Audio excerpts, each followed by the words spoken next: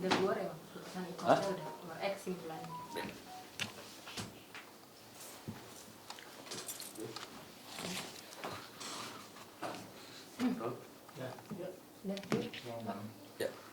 Oke Bang, untuk hari ini mungkin bisa dijelaskan terkait kesimpulannya kalau bisa. Ya, jadi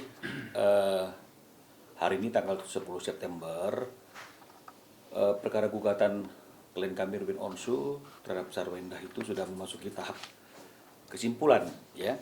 Hanya saja kesimpulannya itu kita sampaikan tidak secara langsung di dalam persidangan, tapi disampaikan melalui e-court, ya, dan kita sudah masukkan kesimpulan kita pada hari ini. Inti daripada kesimpulan kita itu adalah kita menyatakan sidang sudah berjalan dengan baik, namun faktanya setelah dipanggil secara patut dan sah sebanyak 3 kali, tergugat itu tetap tidak hadir dalam persidangan untuk menggunakan haknya, ya, untuk menggunakan haknya membantah isi gugatan kami atau menggunakan haknya untuk menyatakan tidak setuju dengan apa yang kami sampaikan di dalam gugatan atau tidak setuju untuk adanya permintaan perceraian seperti apa yang disampaikan oleh klien kami dalam gugatan. Jadi intinya dengan ketidakhadiran tergugat sebanyak 3 kali dalam persidangan, meskipun sudah dipanggil secara sah dan patut, itu menunjukkan bahwa sebenarnya tergugat juga patut diduga menyetujui, ya, atau sepakat dengan apa yang kami sampaikan dalam gugatan kami, ya. Dan kalau memang kita lihat dari beberapa pernyataan atau statement yang dilakukan oleh kuasa hukum tergugat, ya, karena beberapa kali kan saya juga lihat tayangan kuasa hukum tergugat juga memberikan statement, ya, bahkan menyatakan bahwa saksi-saksi yang dihadirkan itu juga ada hasil komunikasi dengan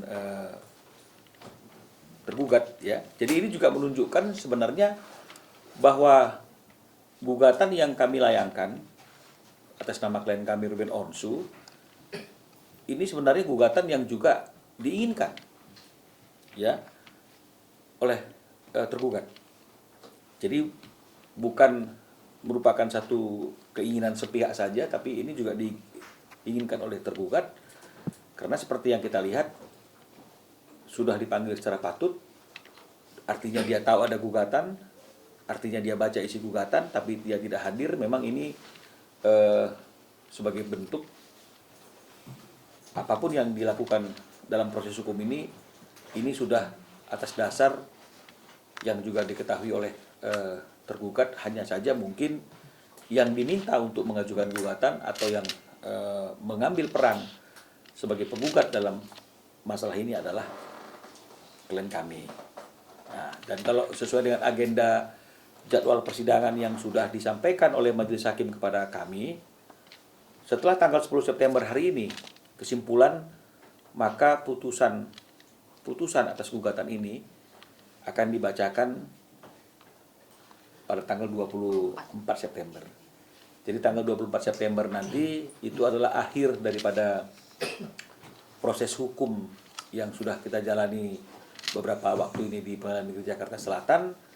Itu akan dibacakan putusannya pada tanggal 24 September.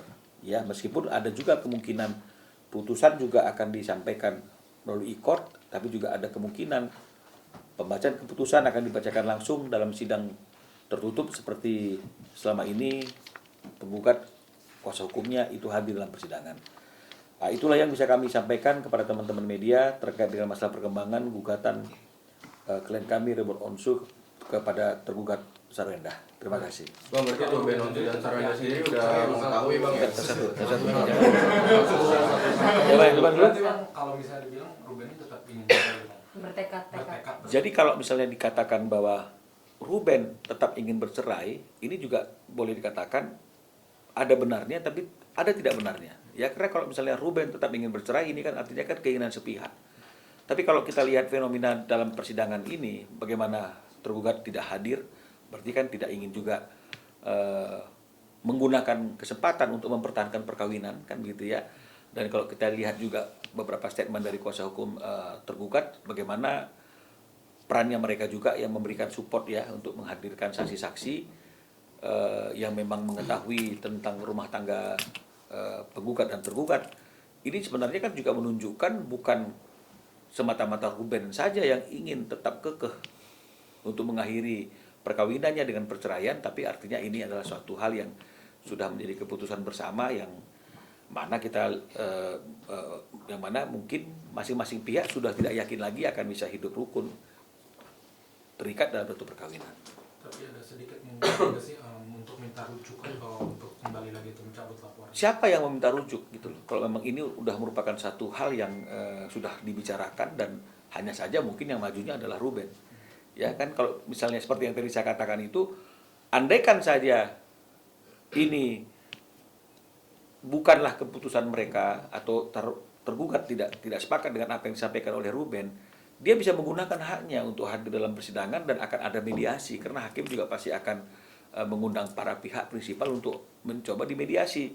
Disitulah kalau memang mau ada rujuk, mau ada maaf, ada yang ingin mempertahankan. Tapi kan ini tidak ada kondisi yang seperti itu, dan kalau kita lihat dari beberapa pernyataan juga dari pihak tergugat, kuasa hukumnya kan ini kan kita bisa mendapat kesimpulan sebenarnya, meskipun dari kami tidak pernah menyatakan dengan tegas selama ini, tapi kan dapat disimpulkan bahwa ini adalah suatu keputusan yang memang sudah mereka ambil bersama dan hanya saja yang diminta untuk maju ke dalam persidangan itu adalah Ruben.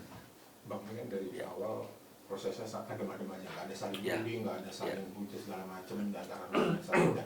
Apa dari awal memang Ruben menginginkan seperti itu, gitu, sempat bilang sama abang supaya ini semua berjalan ini aja, nggak usah, karena nggak enak mungkin menjaga perasaan anak seperti itu. Ya, kalau memang persidangan ini ingin dibuat seadem mungkin, ya selain menjaga perasaan anak dan mungkin menjaga beberapa kondisi, tapi memang sesuatu yang sudah final keputusannya di antara mereka berdua sebagai suami istri, hanya saja pihak yang akan mengambil peran sebagai penggugat itu yang memang harus diambil oleh Ruben, kan artinya kan ini juga pasti akan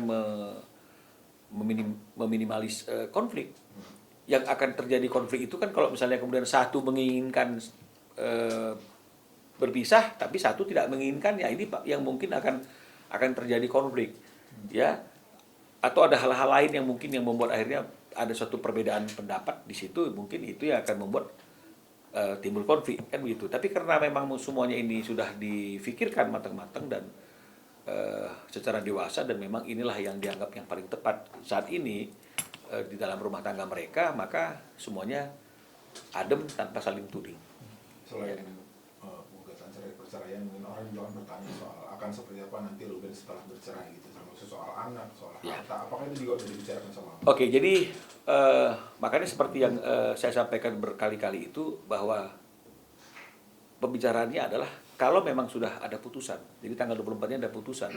Setelah putusan itu keluar, maka Ruben akan muncul, itu yang disampaikan oleh Ruben, untuk menjelaskan, untuk mengklarifikasi agar tidak terjadi simpang siur, ya, informasi yang simpang siur tentang bagaimana kondisi-kondisi yang terjadi dalam rumah tangganya, dalam perkawinannya setelah adanya putusan perceraian tersebut, baik itu mengenai masalah anak, baik itu mengenai masalah apapun. Jadi nanti di situ teman-teman media bisa bertanya dan berdialog langsung dengan Ruben. Tapi hari ini memang kita tunggu dulu tanggal 24 Septembernya sampai ada putusan itu, sehingga akhirnya kalaupun itu disampaikan itu hanya bicara untuk sesuatu yang sudah terjadi, dan inilah yang akan yang kondisi inilah yang terjadi pada kami saat ini. Jadi mungkin Ruben hanya ingin memberikan informasi itu, tidak jadi polemik yang berkepanjangan, ya. Selain keinginan dari Ruben sendiri, ada masukan-masukan dari abang sendiri untuk Ruben supaya segala proses ini berjalan lancar seperti itu?